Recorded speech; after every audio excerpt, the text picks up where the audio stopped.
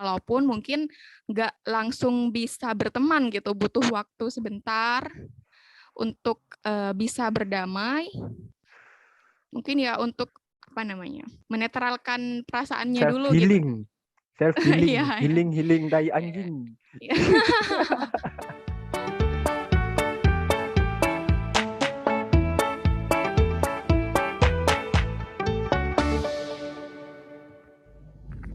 Assalamualaikum warahmatullahi wabarakatuh. Berjumpa lagi dalam segmen Secangkir Kopi bersama saya Fana Amerta dan juga rekan saya Ira.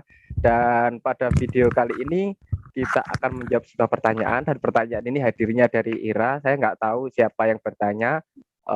Yang jelas pertanyaan ini membuat saya bingung harus menjawabnya dengan apa.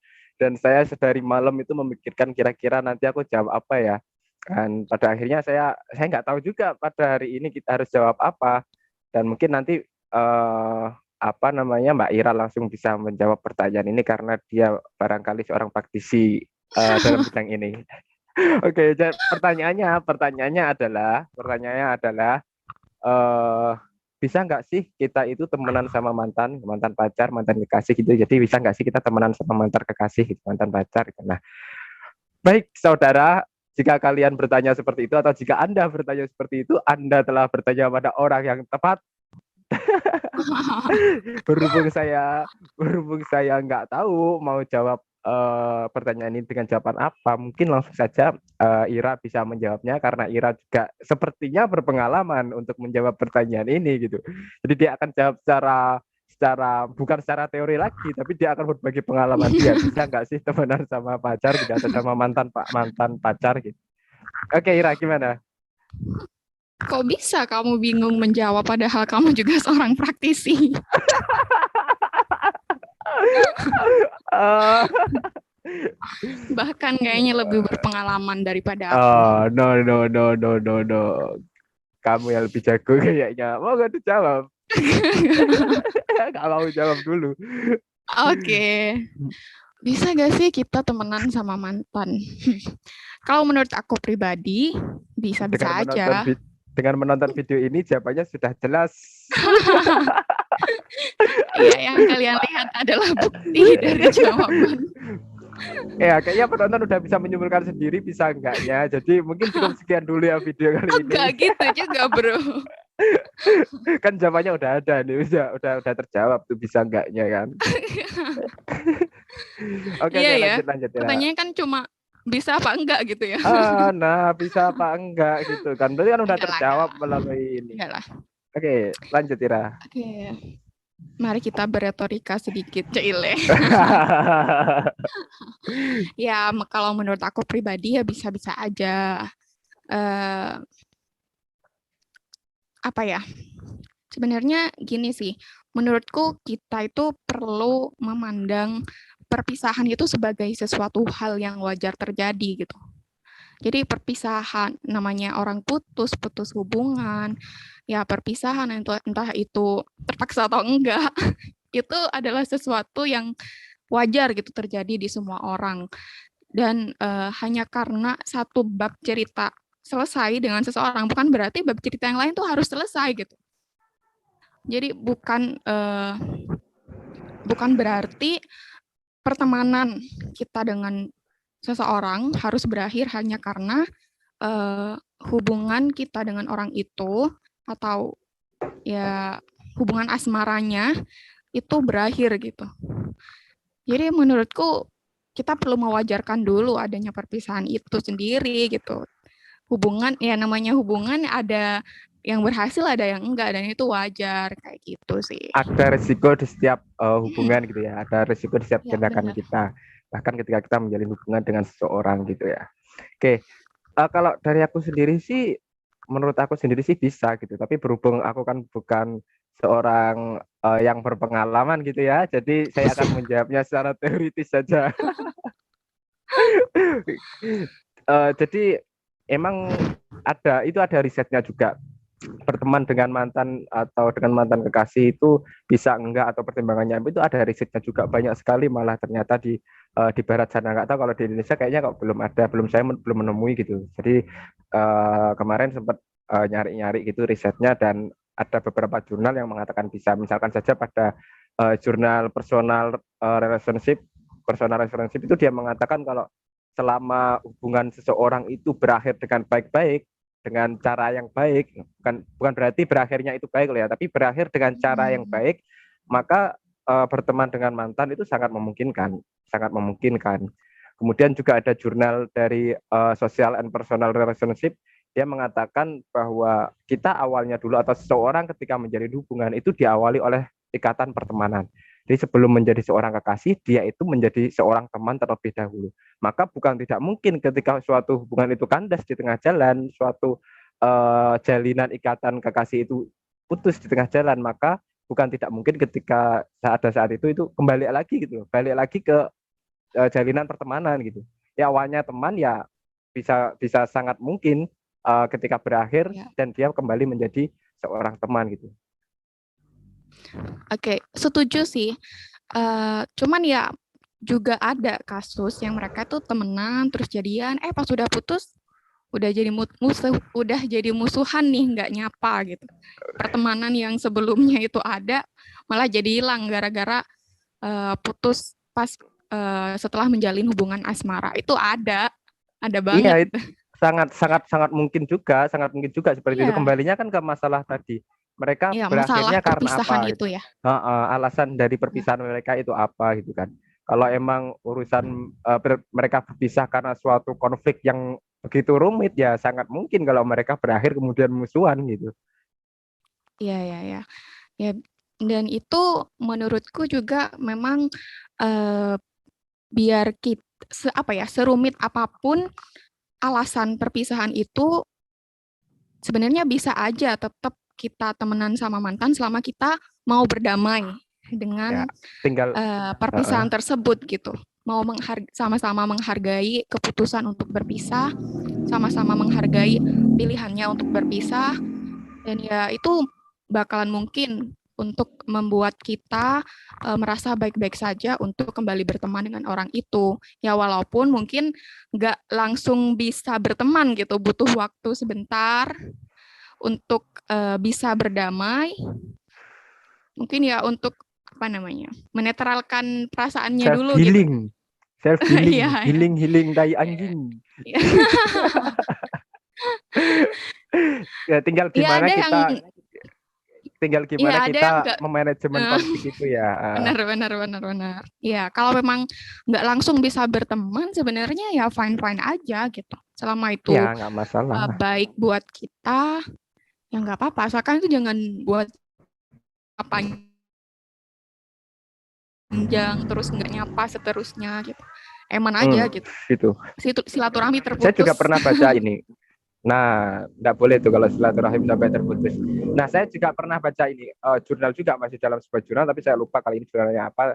Dia itu menyebutkan kalau suatu hubungan itu terjalin sebuah hubungan yang kasar, kemudian toksik atau meracuni gitu kan, bersifat racun, kemudian juga manipulatif dan seterusnya. Intinya ketika hubungan itu buruk, maka untuk bersahabat dengan seorang kekasih itu mending jangan.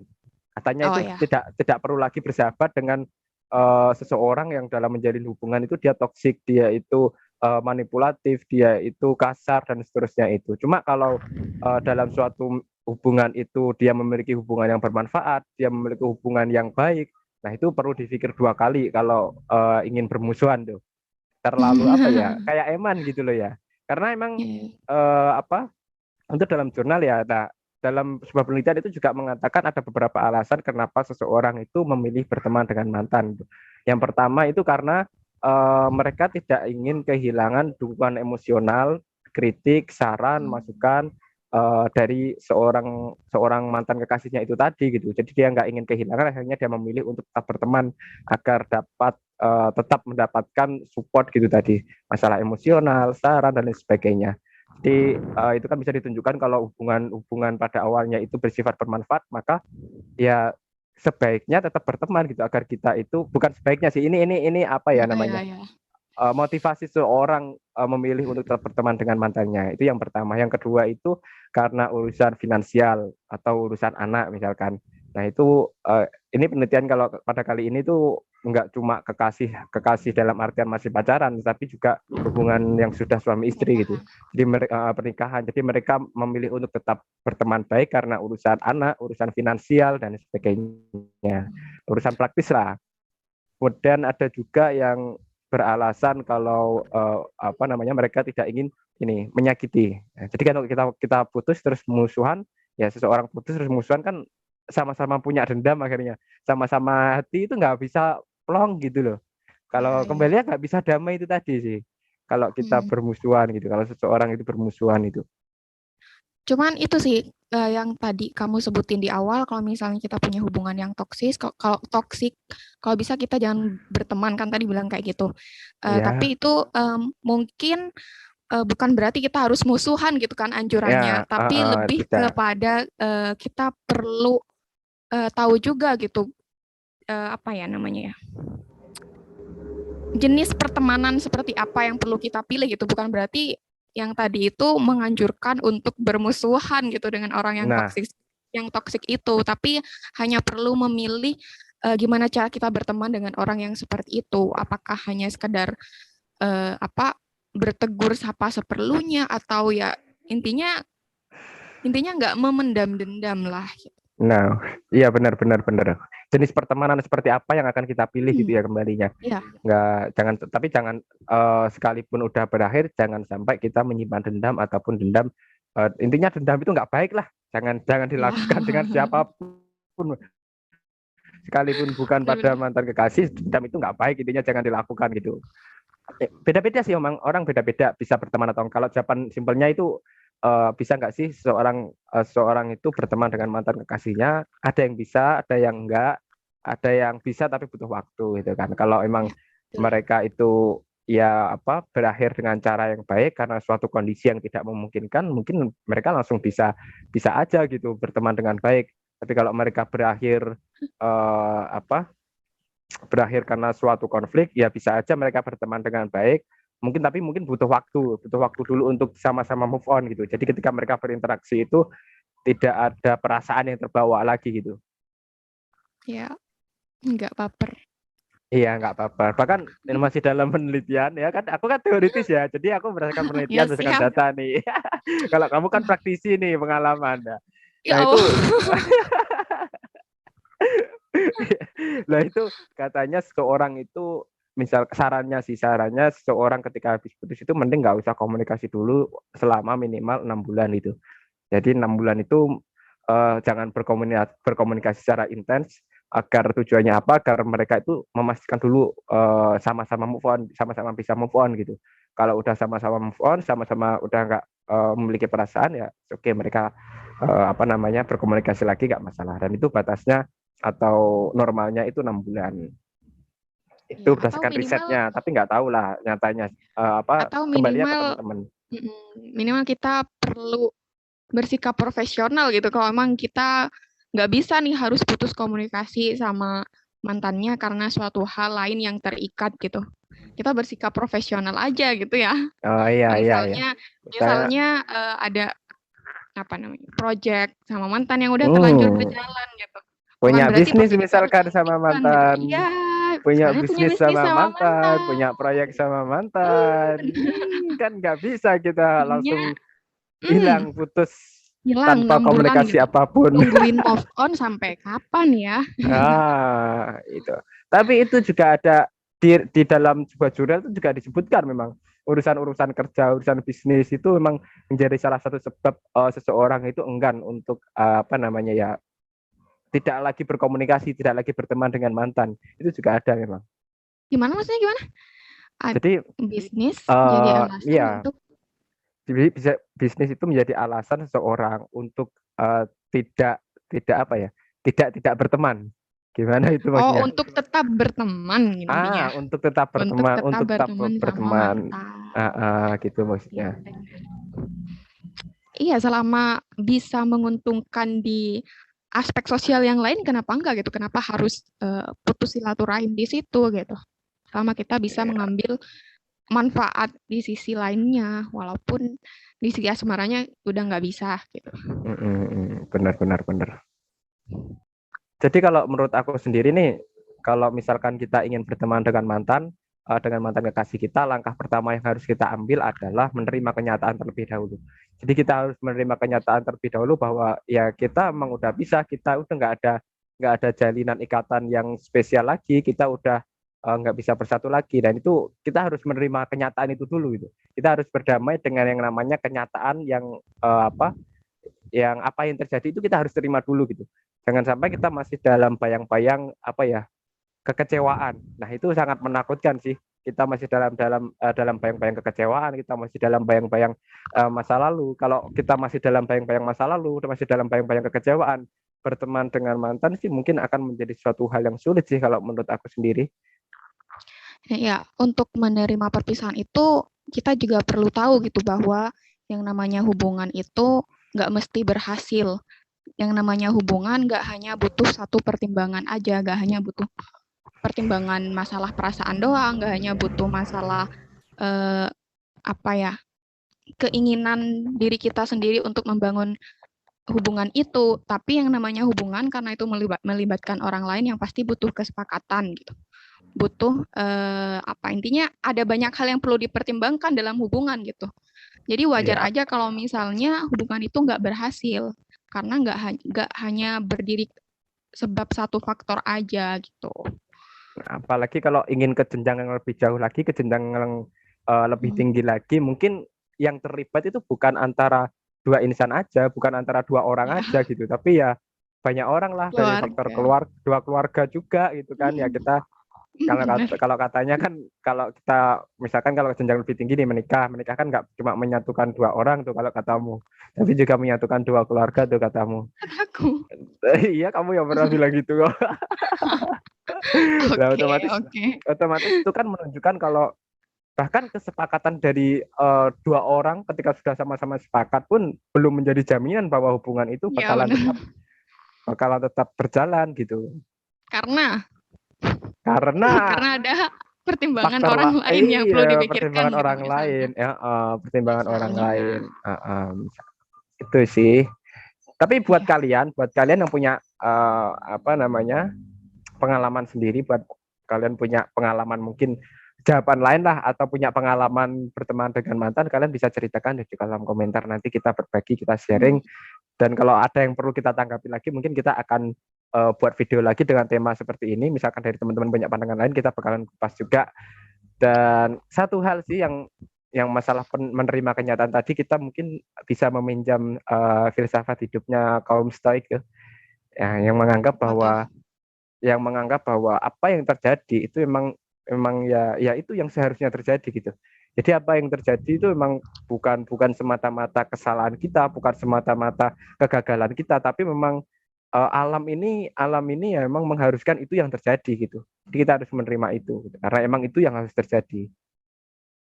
Jadi masalah hubungan dengan atau mungkin berteman dengan mantan bisa enggak, jawabannya bisa saja dan bisa banget.